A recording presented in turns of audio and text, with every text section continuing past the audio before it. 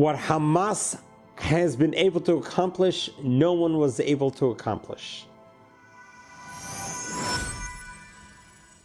What could have they ever accomplished with such destruction? The answer is, they have united the Jewish world together. United the civilized world together like never before. We as Jewish people have been persecuted for thousands of years. When we get a break, a respite, at times we become complacent and we become apathetic with our own Jewishness. We become too relaxed with our liberties and freedoms that sometimes we even forget what it's like to be a Jew, what it's like to be Jewish, and we assimilate ourselves. And then once in a while, an awakening occurs. And as we have seen on October 7, when the Hamas terrorists breached the walls of Israel and massacred 1,400 innocents, young children, boys, girls, men, women, parents, siblings, grandparents, uncles, aunts, cousins. They did not discriminate whether the Jewish person was observant, were they Orthodox, were they conservative, were they Reform. That didn't make a difference to them. To them, they just wanted to kill every single Jew. As a matter of fact, it's been discovered how their plans were far worse than what has happened. Miraculously, they did not penetrate further into Israel as their original plans were. But what it did for the Israelis, it united the Israelis like never before. Hamas figured that they'll take advantage and terrorize us to create a schism between us that can never be fixed. But what they did was just the opposite. The Israelis mobilized together, holding on hands of unity like never before. I just want to share with you a posting that I saw today, that a soldier was able to come from the battlefield to the city for a funeral. After the funeral, she went to a cafe to have some lunch with her family members. The waitress saw that she was dressed in army uniform, that she's on duty. She served them plentiful. But at the end of the meal, she asked the waitress for the bill. And she said, "Nah, it's been paid for." Says, "By who?" And this soldier was a total secular, not religious soldier. And she points to a young girl, a teenager, standing by the door, a religious girl. Says, "She paid for all you." The soldier, who almost never interacted with another religious fellow girl, she went over and gave her a hug. She's never hugged a religious girl before. And the religious girl looks to her and says, "Could you please give me a blessing? A blessing that I could grow up to be like you." Now this is what Hamas has accomplished. It has brought out from each one of us our true essence, who we really are. It brought out from us our soul. Our bodies may be different. Our level of observances may be different. But we are one. Now that Israel is at war, each one of us needs to be awakened. Ask yourself a question. Am I sleeping? Am I awakened? This is the time when we, each one of us as a Jewish person, needs to wake up and realize that number one, the anti-Semitism has never gone away, will never go away. We'll never understand why they hate us as they do. We'll never understand why they want to annihilate us. We're the only religion, we're the only nation that others want total annihilation. Only God can answer that question. But for you and I, when we see what's happening in the world right now, we need to wake up. It's definitely a call to awaken. And I have seen so many Jewish people who have gone astray, who have gone dormant, who have become apathetic and complacent to the Jewishness, is now waking up. You may have seen that clip of the famous singer Matityahu, the rap singer, and he has been on a journey with his own Judaism, his identity. He just made a very public declaration how awakened he is now, and he's never felt more Jewish now than ever, and he's so much more inclined to return back to his roots now more than ever.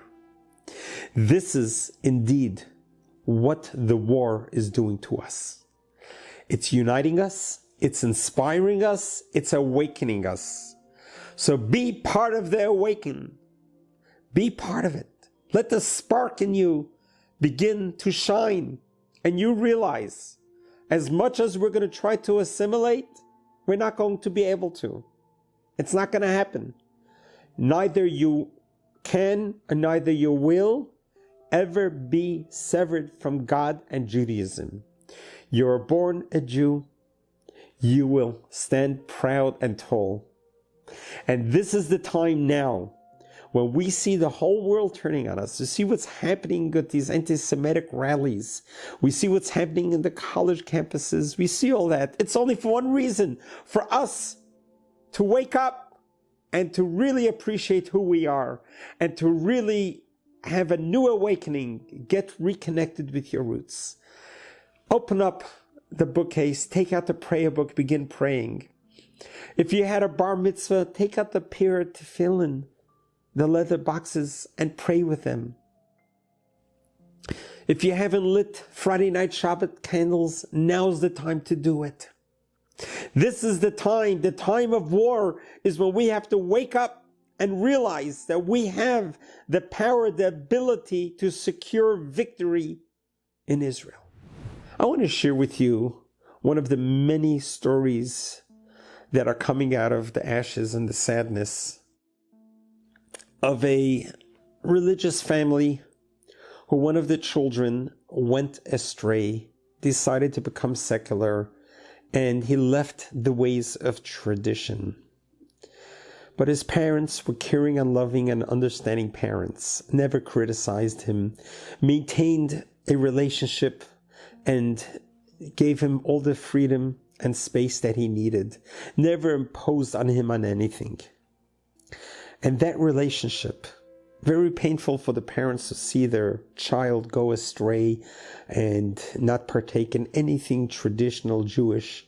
Well, it was hard for a religious family.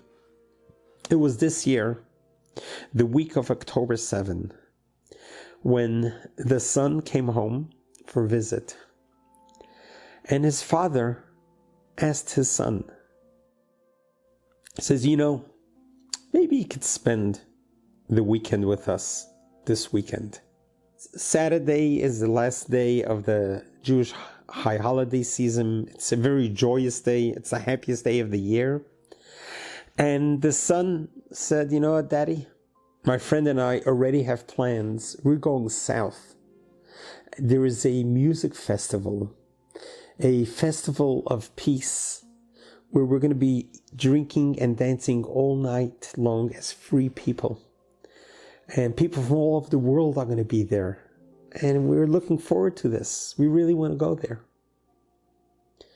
His father, with a premonition, for the very first time, asked the son gently, assertively, please, just this weekend, just this Shabbat, just spend this weekend with us. He says, Daddy, but we're going to miss out on all the drinking and dancing. So he told him with a smile, he says, you know what? Down the street, there is a Chabad synagogue, and they have a lot of alcohol to drink, and there's a lot of dancing going on all night long. Why don't you come and just dance with me and drink with me and let us get drunk together? Let's do that right here down the street. His son felt that this was unusual from his father to do this. He says, okay, I could do this, but only one favor can I ask. Can I bring my friend, Shaki, who the two of us were supposed to go to the festival together, and I don't want to let him down. Maybe he could stay with us as well, and he could get drunk with us together that night. And he says, absolutely, bring him along. Shaki is also a total secular who has never been to a synagogue before.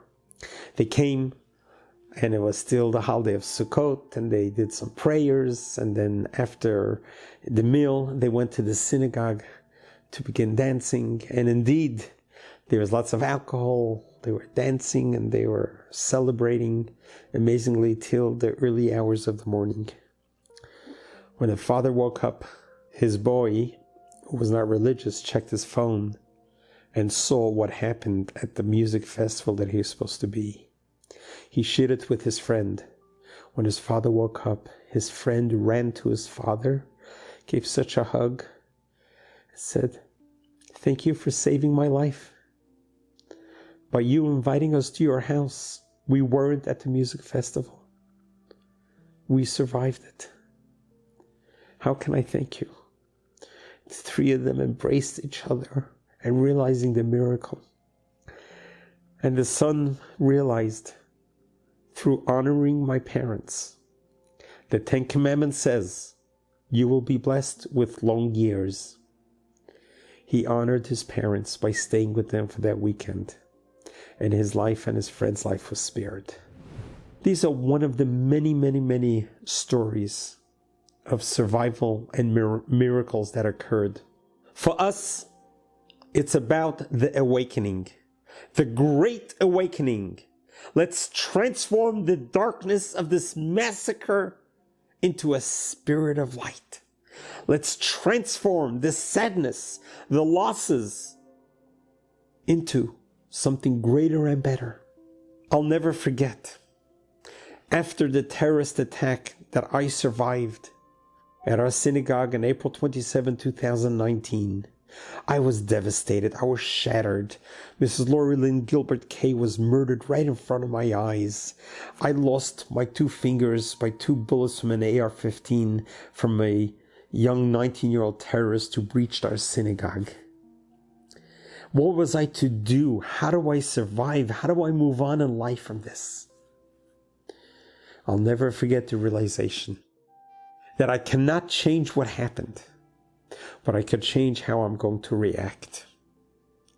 I live with the pain of these 2 lost fingers every day, but I also live with the gratitude and thanks of being alive and having the ability to talk to you, and having the ability to inspire the world, and having the ability to spend another day alive, and to be able to share as much love, hope, and happiness with others.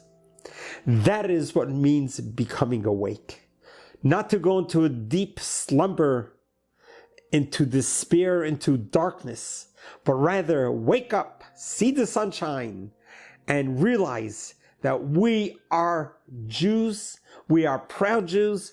Yisroel Chai, the nation of Israel is alive and will live on. We have survived many such pogroms, we have survived many massacres and holocausts, but we are still here, we'll always be here, so be part of it. Wake up. Go to your local synagogue, get reconnected, bring your family together, start keeping the Shabbat, start keeping kosher, Start being Jewish and being proud of who you are. You know, if they hate us, give them a reason to hate us. Why they hate us? Because we're different. If you're different, then be different. Let's carry the flag of Judaism, of God, the morals and ethics that we have been taught through the Torah.